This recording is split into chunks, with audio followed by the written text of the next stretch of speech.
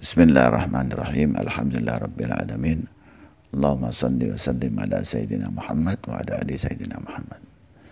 Ini adalah untuk meringkas saja, karena kalau kita mau menjelaskan rahasia sholat seluas-luasnya tidak mungkin ya, dalam waktu yang pendek. Bisa itu berhari-hari. Tapi kita ingin memahami yang ringkas saja setelah kita berwudu dengan betul. Kemudian kita sadar bahwa kita ini dihadapkan oleh Allah. Lalu kita menghadap kepada Allah, dipanggil. Ya, melalui adzan itu kita dipanggil oleh Allah. Ya, sebaiknya kalau kita sholat di rumah seperti sekarang ini, jangan pernah kita sholat wajib tanpa iqomah. Ya, kalau dengan keluarga kita sudah mendengar adzan yang ada di masjid-masjid, kita belum bisa menuju ke masjid karena kondisi sekarang ini, tapi kita salat di rumah mengikuti adzan waktunya, kita menjawab adzan ya, karena itu diumumkan bahwa salat di rumah lah gitu ya, itu sebagai pengingat. Kemudian kita sebelum salat iqomah. Nah, ini pentingnya iqomah. Ada pengalaman pribadi ya, orang yang salat iqomah sebelum salat itu, maka dia akan mendapatkan keringanan saat sakaratul maut. Ada seorang yang bermimpi dengan orang yang soleh.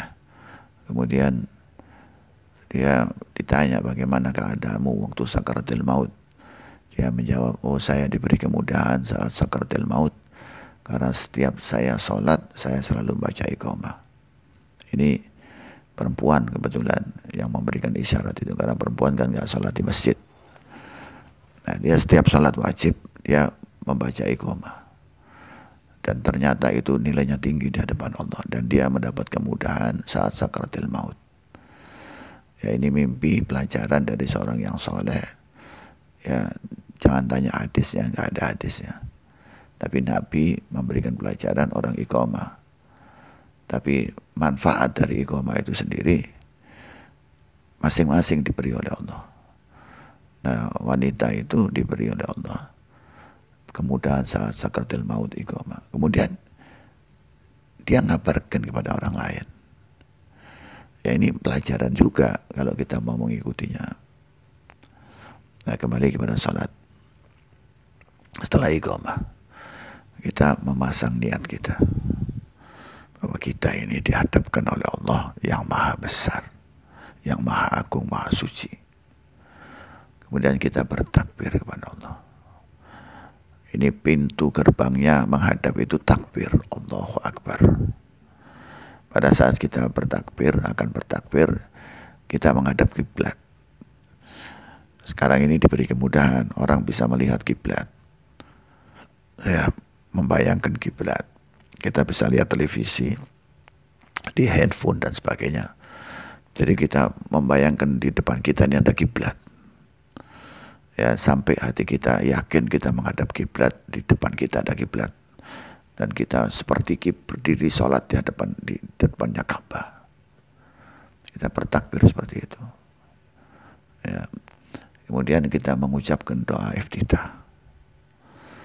Dan doa iftitah ini banyak yang diajarkan oleh Nabi, bermacam-macam. Ya, ada yang sahabat satu mendengar begini, sahabat lain begini. Ini lebih dari 10 macam doa iftitah.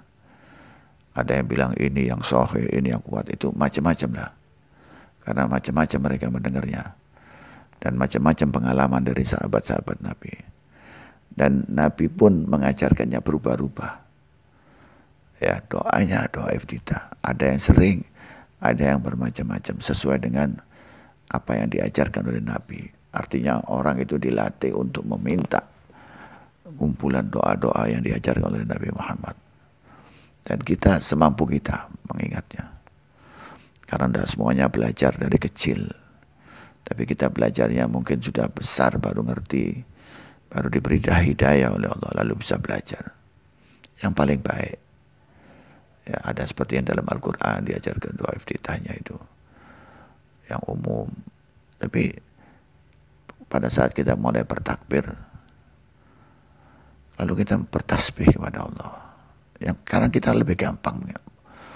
Allahu Akbar kabira walhamdulillah katsira wa subhanallahi bukratan wa asila. Kita bersyukur yang banyak kepada Allah. Ucapkan alhamdulillah. Kita lalu bertasbih lagi. Lalu minta maaf kepada Allah. Astaghfirullahaladzim. Mau yang apa macam istighfar ucapkan. Kalau kita salat dengan imam, ya kita mengikuti imam. Ya, waktunya mengikuti imam. Begitu imam sudah mulai mengucapkan Fatihah, kita diam. Tapi kalau imam masih diam, kita berdoa kepada Allah semampu kita, apa saja. Nah, kemudian kita mengikuti imam. Saya tidak membahas surat Al-Fatihahnya, tidak. Cuman saya memberitahu bahwa semua gerakan ya di dalam sholat itu nilainya tertinggi dalam segala kehidupan kita itu. Waktu kita ruku, kita ucapkan Subhana Rabbiyal Azim wa bihamdih. Subhana Rabbiyal Azim wa bihamdih. Itu Allah memberikan ampunan kepada kita. Diampuni kita oleh Allah. Ya. Waktu kita ruku mengucapkan itu diampuni. Kemudian kita bangun. Mengikuti caranya Nabi Muhammad. Mengucapkan Sami Allahu liman hamidah. Kemudian memuji Allah lagi. Ya, itu pujian yang nilainya luar biasa. Nanti dibahas lain waktu. Lalu kita sujud kepada Allah. Sujud ini penting di situ. Kita lepaskan semua beban kita. Kita tanamkan di dalam bumi ini. Di mana kita sujud kepada Allah.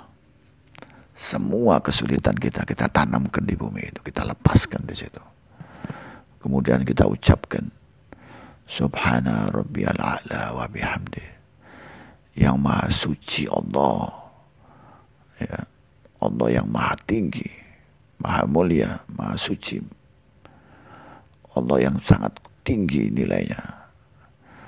Rabbiyal A'la. Kita bukan tinggi tempat, tapi tinggi kebatinannya dalam hati kita itu. Nilainya yang luar biasa dalam kalbu kita itu. Maka sekali kita baca itu, sepertiga dosa kita diangkat oleh Allah. Disucikan oleh Allah.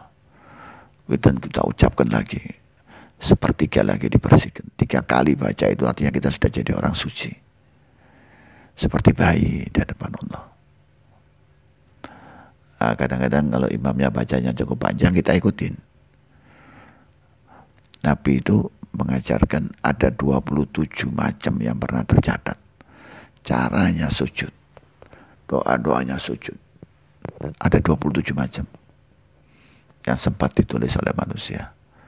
Yang sempat didengarkan. Artinya itu orang mendengar di belakang Nabi, di samping Nabi kalau yang sholat. Lalu dia mengikuti caranya Nabi. Istri-istrinya Nabi itu yang mengajarkan kita. Istri yang satu, istri yang berikutnya itu punya cara sendiri-sendiri yang itu nyampe kepada kita. Alhamdulillah, ini caranya Allah ingin disembah seperti itu. Kemudian bangun dari sujud itu ya. Kita ucapkan Rabbighfirli warhamni wajburni warfa'ni warzukni wahdini wa'afini wa'fu'ani. Ini sudah lengkap yang kita minta kepada Allah ini.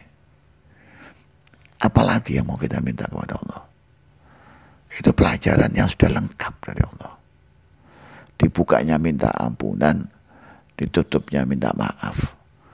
Yang dosa diganti pahala, yang punya tulisan-tulisan negatif dihapus. Ini kalau kita paham. Tapi kalau kita lengah salatnya, ya terserah Allah. Itu nilainya kita duduk antar 2 sujud itu seperti itu. Kemudian kita sujud lagi. Sujud yang kedua ini kita lakukan lagi kepada Allah. Kita seperti lenyap. Ya, kita tidak merasakan apapun di sekitar kita itu. Kecuali batin kita itu sujud menghadap kepada Allah. Mengucapkan kalimat memuji Allah. Meminta maaf di situ. Dan apa saja yang mau kita sampaikan. Ya.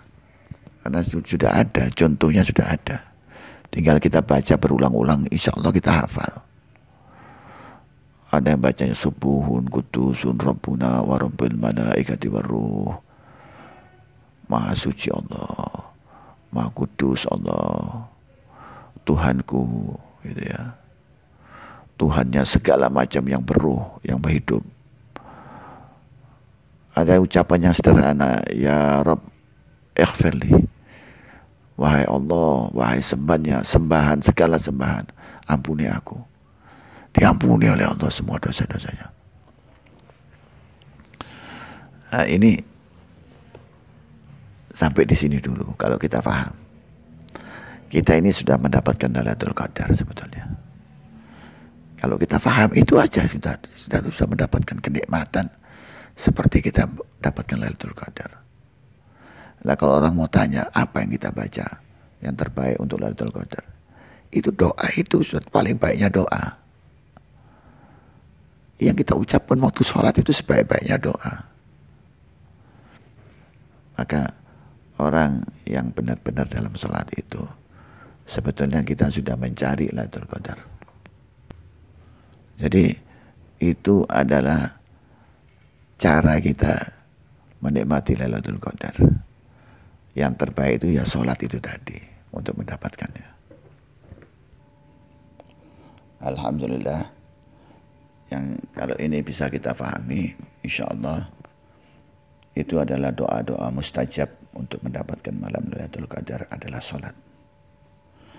Nah, insya Allah nanti kita bahas sendiri khusus mengenai tasyahud, kunci daripada kita menghadap kepada Allah pada saat tasyahud akhir.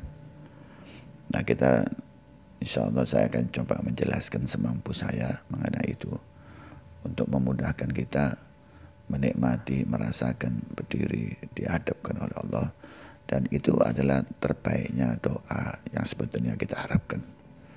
Tapi karena kita tidak memahami dengan betul rahasia duduknya doa-doa itu yang ada dalam sholat, maka kita menganggap bahwa doa-doa di luar sholat itulah yang kita minta kepada Allah. Padahal di dalam sholat itulah kunci Allah menghendaki manusia diciptakan menghadap kepada Allah seperti itu.